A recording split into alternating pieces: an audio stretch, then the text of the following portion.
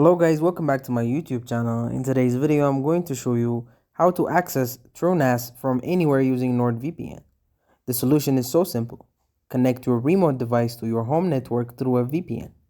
That way, your laptop or phone appears to be on your home Wi-Fi and your TrueNAS will load normally. Step 1. Make sure you own the TrueNAS server and your home network. Step 2. Install a VPN that can connect your remote device to your home IP. I'm using NordVPN. Step 3. Enable secure access on TrueNAS with an admin account and a strong password and HTTPS. Now open NordVPN and sign in. If you are using MeshNet, add your home device and connect directly. Or if you are using a dedicated IP or router VPN, connect to your home location.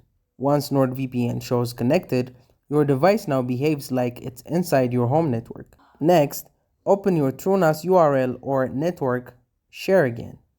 This time it should load perfectly. Just like when you are at home, you can browse your files, open the dashboard, or transfer data securely. Security first.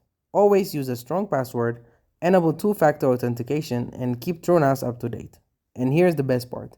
If you use our link, you will get 75% off NordVPN plus a 30-day money-back guarantee.